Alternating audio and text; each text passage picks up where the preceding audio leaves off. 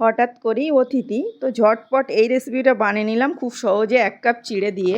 আর সন্ধ্যাবেলা চায়ের সঙ্গে বলুন যে কোনো সময় স্ন্যাক্স হিসেবে অসম্ভব মজার লাগে। দেখতেও যতটা লোভনীয়, খেতেও ততটাই টেস্টি, আর বানানো একেবারে সহজ। খুবই সহজভাবে ঘরে থাকা সামান্য উপকরণ দিয়ে বানিয়ে নিলাম। আসুন দেখে নেওয়া যাক এই সহজ রেসিপিটা কীভাবে বানাচ্ছি। প্রথমে আমি চিড়ে নিয়ে নিচ্ছি 1 কাপ। এই ছোট্ট কাপে 2 কাপ হলো, মানে মেজারমেন্ট কাপে নিলে 1 কাপ পরিমাণ।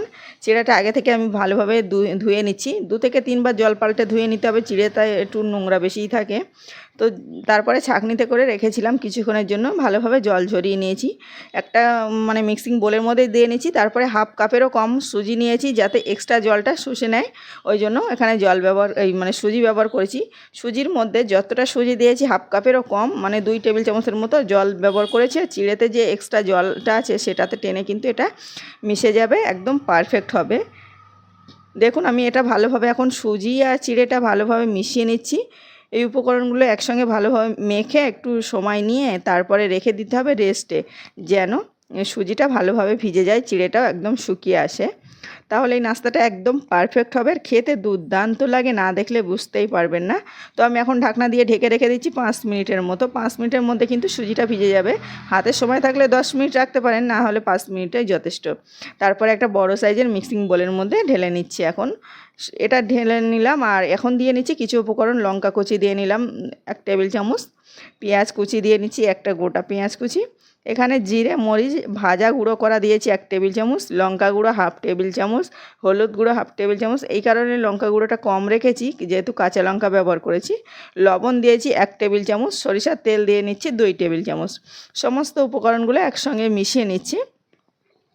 এখানে আমি দিয়েছিলাম মিট মশলা, অবশ্যই এটা দিতে হবে, বা ম্যাগি মশলা দিয়েছিলাম, না হলে মিট মশলাও দিতে পারেন। আর ভাজা জিরে গুঁড়ো দিয়েছি বলে আর এক্সট্রা মশলা দিলাম না। এখন সিদ্ধ করে রাখা আলু, একটা সিদ্ধ করে রাখা আলু আমি এভাবে হাত দিয়ে চেপে একটু দিয়ে নিচ্ছি। আগেতে ম্যাশ করে নিতে হবে না, হাত দিয়ে চিপে দিলেই হয়ে যাবে।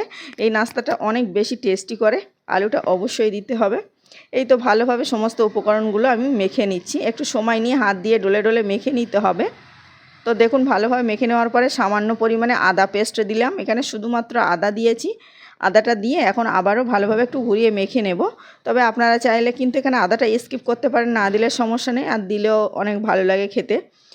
এই তো ভালোভাবে আবারও এগুলো মেখে নিয়েছি। এখন একটা কেক টিনের মধ্যে ভালোভাবে তেল ব্রাশ করে নিচ্ছি। কেক টিনের কথাটাই ভুলে গেছিলাম। তো কেক টিনের মধ্যে অল্প করে তেল ব্রাশ করে নিলাম, নিয়ে তারপরে ওই যে ডোটা গুলে রেখেছিলাম এটা এখন দিয়ে নিচ্ছি। এটা এভাবে দিয়ে আর রেখে দিতে পারেন, যখনই মানে কেউ আসবে তখনই পিস করে নিয়ে আর একটু ভাপিয়ে নিতে পারেন, বা এটা ভেজে দিতে পারেন। এটা খেতে দুর্দান্ত হয়। ছোটোদের স্কুল টিফিনে বলুন, সন্ধ্যাবেলা স্ন্যাক্স হিসেবে, হঠাৎ করে অতিথি আপ্যায়নে ওটাই সেরা একটা রেসিপি। আবার কেউ না এলেও নিজেদের খেতে মন চাইলে মুখরোচক কিছু, তবে এই রেসিপিটা ট্রাই করতে পারেন। আমি এভাবে কেক টিনের মধ্যে দিয়ে একটু ভালোভাবে প্যাচুলা দিয়ে শেপ দিয়ে নিয়েছি। আর এদিকে অল্প একটু চিড়ে আমি একবার ধুয়েছি, খুব বেশি ধুইনি, ধুয়ে একটা মানে ছাঁকনিতে করে রেখেছিলাম, এক্সট্রা জলটা ঝরে আস্তে আস্তে হয়ে গেছে। এখন ওপর থেকে একটু হাত মানে দিয়ে ভালোভাবে একটু চেপে চেপে দিচ্ছি, তাহলে দেখতে ভালো লাগবে। আর দেখতে ভালো হলে যে কোনো জিনিস খেতে অনেক ভালো হয়, আমরা সকলেই জানি। তো এইভাবে দিয়ে আমি কিছুক্ষণের জন্য ফ্রিজে রেখে দিচ্ছি। এটা চাইলে কিন্তু আপনারা স্টিম করে নিতে পারেন, তবে এটা নর্মাল ফ্রিজে রাখলে কিন্তু সেট হয়ে যাবে। আর এই এখন কিন্তু গরমে বাইরে রাখলেও সেট হয়ে যাবে। এইভাবে আমি কিছুক্ষণ, এখনও কিন্তু আমি ফ্রিজে রেখেছিলাম 5 মিনিটের মতো, তারপরে আমি ঠিক এভাবে শেপ দিয়ে নিচ্ছি। আপনার পছন্দ অনুযায়ী শেপ দিয়ে নিতে পারেন। এই তো শেপ দিয়ে নিয়েছি, এখন সবগুলো একটা একটা করে তুলে নেব। এভাবে সবগুলো একটা একটা করে তুলে নিয়েছি, তুলে নিয়ে তারপর আমি দেখাচ্ছি যে কেমন করে তুলে নিলাম। আপনারা চাইলে কিন্তু ফ্রিজে, নর্মাল ফ্রিজেও সেট করে নিতে পারেন, আবার চাইলে কিন্তু এটা স্টিম করে নিতে পারেন, বা কিছুক্ষণের জন্য ভাপিয়ে নিতে পারেন। তবে এভাবে পারফেক্ট হয়েছিল।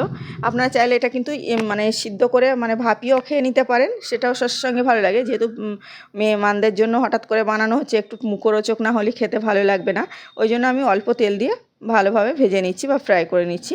এই তো এইভাবে উল্টে পাল্টে আমি 3 থেকে 4 বার উল্টে পাল্টে, আর গ্যাসটা কিন্তু হাইয়ে রেখেছি, একদম লো করা যাবে না, আর পুরোপুরি ছাকা তেলে ছেড়ে দেওয়া যাবে না, যেহেতু এটা কাঁচা চিড়ে দিয়েছি আমি, যেহেতু নর্মাল ফ্রিজে সেট করেছি, ওই জন্য এটা একদম ডুবো তেলে ভাজা যাবে না। অল্প তেল দিয়ে এমনভাবে আমি কালার করে ভেজে নিয়েছি। এই তো একটা লোভনীয় কালার চলে আসছে। এখন কিন্তু আমি সবগুলো তেল সেঁকে তুলে নিচ্ছি, নিয়ে পরিবেশন করে আপনাদের দেখাবো যে কেমন হয়েছে। আর এর ঘ্রাণটা জাস্ট অসাধারণ ছিল। প্লিজ আপনারাও সেমভাবে ট্রাই করবেন। হঠাৎ অতিথি এলে বা যে কোনো সময় এই বৃষ্টির দিনে তো সন্ধ্যাবেলা চায়ের সঙ্গে কিছু খেতে মন চাইলে ঝটপট 1 কাপ চিড়ে থাকলেই কিন্তু এটা বানিয়ে নিতে পারবেন। দেখুন অসম্ভব মজার হয়েছে, আর দেখতে যতটা লোভনীয় খেতেও ততটাই টেস্টি। একটু ঘষে দেখাচ্ছি যে মানে উপর থেকে কতটা ক্রিস্পি হয়েছে আর ভিতর থেকে সফট হয়েছে। সসের সঙ্গে পরিবেশন করবেন, যাকে খাওয়াবে সে মানে যাকে খাওয়াবেন সে শুধু প্রশংসা করবে আর বারবার এর নাম করবে, এত মজার হয়। আপনাদের কেমন লেগেছে বলতে ভুলবেন না। ভালো লাগলে লাইক আর সাবস্ক্রাইব করার অনুরোধ করছি। এতক্ষণ আমার সাথে থাকার জন্য সকলকে ধন্যবাদ জানাচ্ছি।